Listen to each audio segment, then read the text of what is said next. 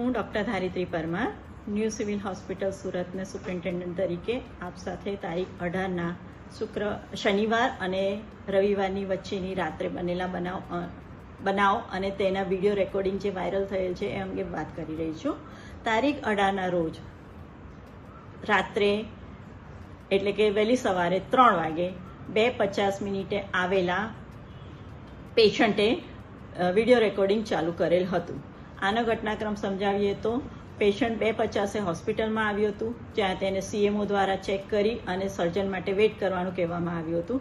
સર્જન સાથે વેઇટ કરતા દરમિયાન પેશન્ટની સાથે આવેલી વ્યક્તિએ વિડીયો રેકોર્ડિંગ ચાલુ કરી દીધેલું હતું. આ દરમિયાન જે ડૉક્ટરને પેશન્ટને ચેક કરવાનો હતો તે બીજા પેશન્ટને ટાંકા લઈ રહ્યા હોવાથી બિઝી હોવાથી એમને થોડું વેઇટ કરવું પડ્યું હતું. પેશન્ટ પાસે ડૉક્ટરે પોતાના બીજા પેશન્ટની સારવાર પતાવીને આવી અને એમની પાસે થોડાક ઇન્વેસ્ટિગેશન્સ કરાવ્યા અને તેમને સારવાર આપી અને એમને રજા આપી. આ સારવાર દરમિયાન એમના કોઈ પણ ફાઇન્ડિંગ્સ એબનોર્મલ લાગ્યા ન હતા અને 4 વાગે એટલે કે 70 મિનિટમાં આ પેશન્ટ અહીંથી સારવાર લઈને હોસ્પિટલમાંથી પોતાના પગે ચાલતા બહાર ગયેલ છે, જે આજ સુધી ફરી હોસ્પિટલમાં આવેલ નથી.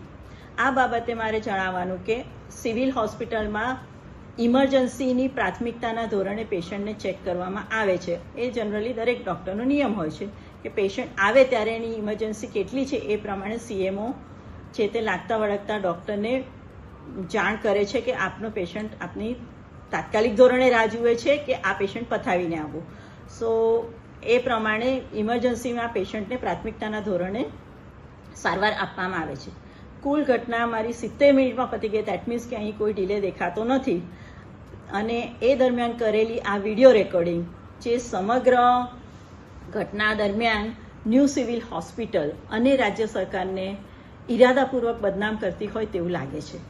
આપ સર્વેને અત્યારે બતાવવાનું કે રાતના 8થી સવારના 8 દરમિયાન આ કેઝ્યુઅલ્ટી ખાતે 164 પેશન્ટની સારવાર થયેલ હતી અને આ રીતે કામ કરતા મારા સ્ટાફ એટલે કે નર્સિસ, સિક્યોરિટી, ડૉક્ટર્સ અને લેબોરેટરી અને રેડિયોલોજી ઇન્વેસ્ટિગેશન્સના દરેક સ્ટાફને એક જુસ્સાપૂર્વક કામ કરતા હોય છે. આ વિડીયો એ જુસ્સો તોડી પાડવા માટે પૂરતો છે.